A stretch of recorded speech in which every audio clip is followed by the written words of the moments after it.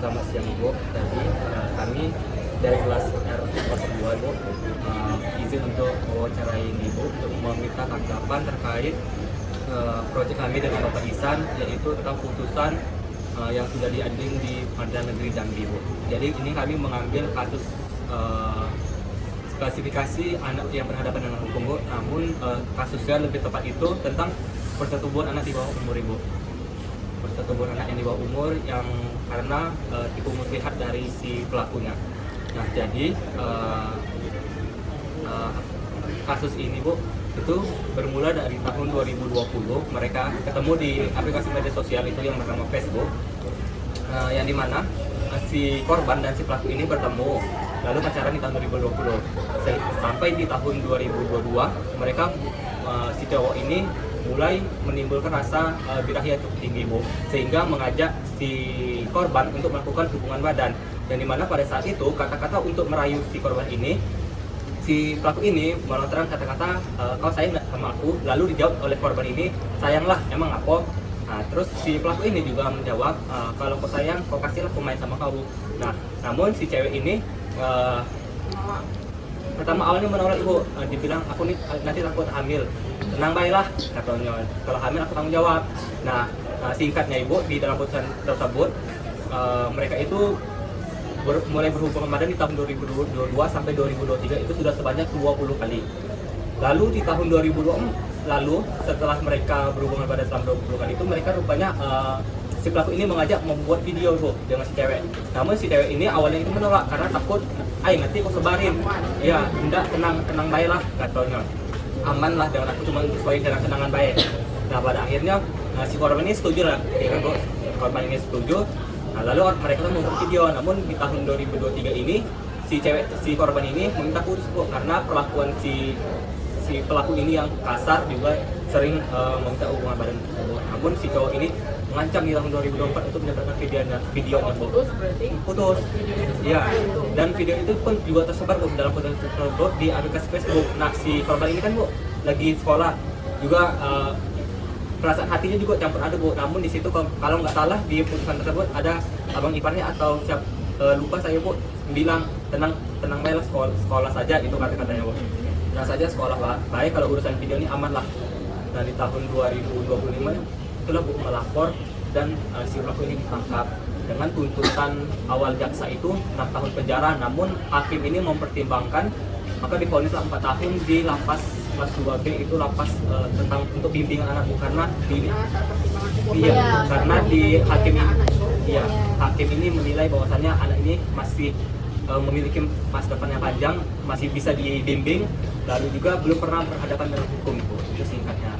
Nah, jadi awal dari kami wawancara ini Bu, meminta Ibu tanggapan, apakah putusan hakim ini Bu sudah mencerminkan nilai living law Ibu? Ya, jadi sebelum saya jawab ya, ini kan yang mengangkat atau yang memilih kasus ini kan kalian ya. Nah, jadi sebelum minta tanggapan saya, saya juga ingin tahu nih bagaimana tanggapan kalian sebelum saya memberikan tanggapan. Nah, kalau menurut kalian bagaimana? Nanti baru saya dikasih tanggapan. Menurut Ibu, Bu, ya itu kan buatnya sudah mencerminkan hukum yang ada di masyarakat kan Bu, karena anak laki-laki itu di bawah umur, dan di bagian putusan hakim itu terdapat bahwa anak itu bersikap sopan. Itu saja sih Bu yang tidak sesuai kadang Bu. Kadang di putusan itu anaknya bersikap sopan ketika di pengadilannya, namanya orang melakukan kesalahan pasti tidak mau. Dan menurut kami itu Bu sudah mencerminkan masyarakat karena masih di bawah umur. Iya Bu, sama kan Bu, sebenarnya itu bahwasanya anak tersebut kan memang masih di bawah umur dan melakukan hal tersebut, jadi ia sudah cukup tepat seputusnya. Ya, jadi terkait dengan pidana anak bawah umur gitu ya. Jadi kan anak itu kan ya karakteristik tersendiri ya, yang berbeda tentunya dengan orang dewasa ya. Meskipun nantinya ya perilaku kenakalan itu ya sama, atau tindakan yang dilakukan itu sama dengan tindakan kejahatan yang dilakukan oleh orang dewasa ya, tapi hukumannya itu nantinya tidak akan sama ya, pasti akan berbeda antara anak di bawah umur dengan orang dewasa. Ya. Kenapa? Ya?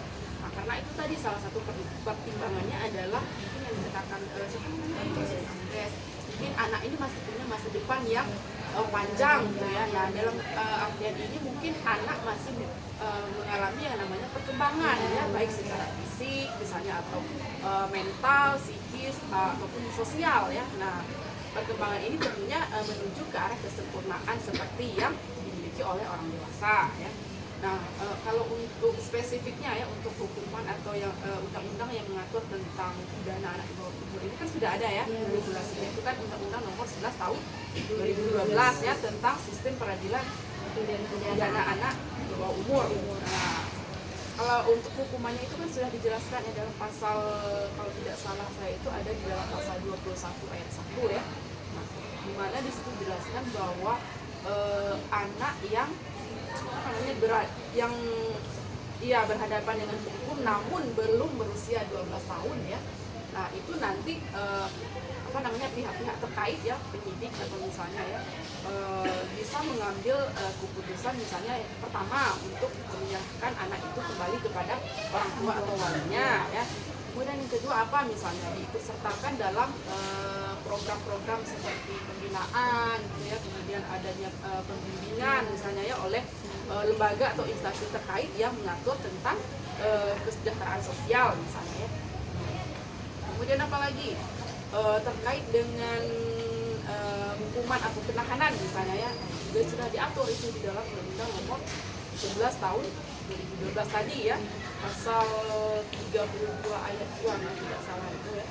Nah, jadi anak itu bisa ditahan ya apabila bisa dihukum ya atau ditahan apabila dia sudah berusia 14 tahun ke atas ya.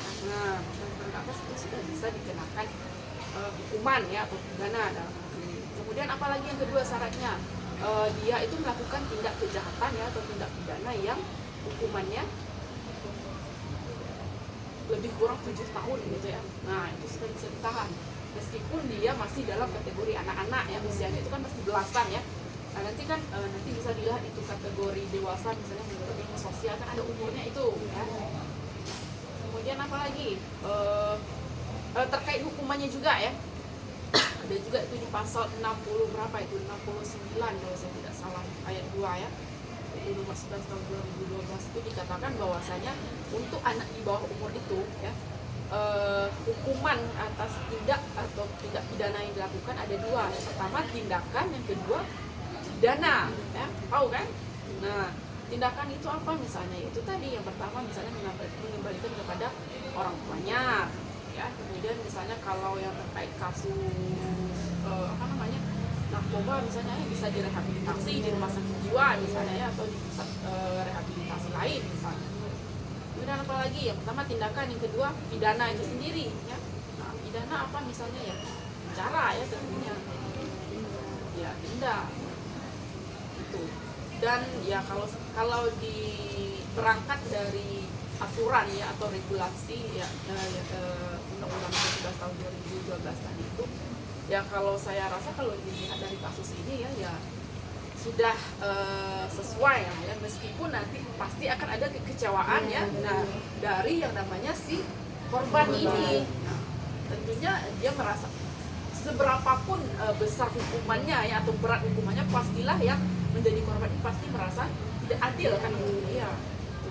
Tapi kalau menurut aturannya itu ya sudah mencerminkan keadilan ya, sesuai dengan yang diatur dalam undang-undang itu tadi. Dan Bu, itu Bu, jadi kan ini ada 3 faktor kan Bu yang dapat mempengaruhi keputusan hakim. Itu ada faktor ekonomi, faktor sosial, dan juga faktor politik. Nah, menurut Ibu, apakah ada faktor-faktor lain Bu yang dapat mempengaruhi keputusan hakim juga Bu selain 3 faktor tadi itu? Nah, kalau menurut kalian bagaimana dulu nih? Nah, saya mau tanya yang ya karena yang bersangkutan kan yang tadi ya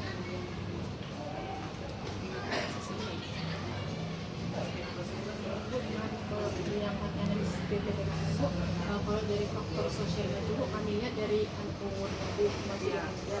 Kalau dari faktor ekonominya Bu, keluarganya ini masih kurang berkembang yang kecil. Karena awalnya itu keluarga pelaku ini sudah tahu nyangkut hukum dan sudah melakukan persetubuhan Bu, karena terhalang dengan maharnya Bu, karena keluarga perempuan ini meminta mahar yang tinggi, mereka tidak bisa menyanggupin hal itu Bu. Nah, Awalnya itu sudah ada niat tanggung berarti jawab, ingin nilainya itu nikah gitu iya sudah mau menikahi, namun karena terhalang mahar yang tinggi dari keluarga korban, makanya tidak jadi. Jadi Dari faktor ekonomi. nah, itu salah satu faktor yang kemudian menjadi penghambat ya. Harusnya kan ya meskipun ya ini kan sudah terjadi ya, sudah terjadi.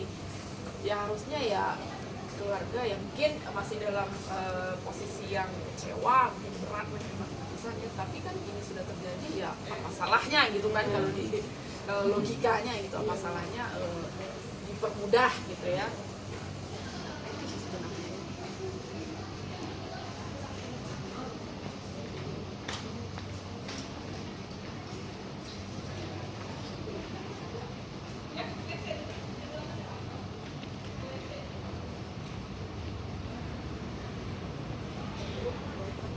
Itu kan Ada berapa? 4. kan Bu menyimpulkan bahwa putusan ini mencerminkan nilai moral, kemanusiaan dan norma sosial masyarakat. Apakah menurut Ibu itu sudah sesuai?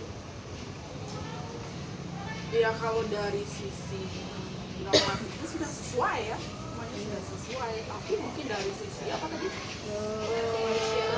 Kemanusiaannya mungkin ya dirasa ya seperti saya bilang tadi, pastilah ada rasa tidak puas kan dengan hukuman seberapa berat pun hukumannya yang diberikan, pasti mereka tidak puas sebagai korban dalam hal ini kan.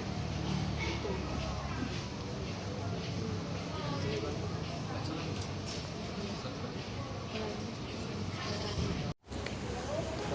Apa saran atau referensi tambahan agar analisis kami menjadi lebih komprehensif dan sesuai dengan pendekatan hukum, pidana, dan PPH. Sarannya agar apa tadi? Kasus ya? Analisis kami lebih komprehensif. Komprehensif dan sesuai pendekatan hukum. Nah, ya dikaji lagi itu aturan-aturannya ya. Regulasi mengenai tindak pidana anak di bawah umur itu mungkin bisa dikaji lebih dalam lagi ya, kemudian dilihat di jurnal atau artikel itu, nah dilihat nanti dibikin perbandingannya seperti apa ya, supaya analisis kalian itu lebih tajam mengenai kasus ini ya. Ini cuma dari ini dapatnya dari mana data-data ini? Dari Direktori. Mahkamah itu Mahkamah Agung. Oh di ini Iya, memang sudah berarti diputuskan bukan ini kasusnya terjadinya di mana? di Jambi, Budian di kota, tapi dia ditahan di Budian Bu. Oh gitu. Ya.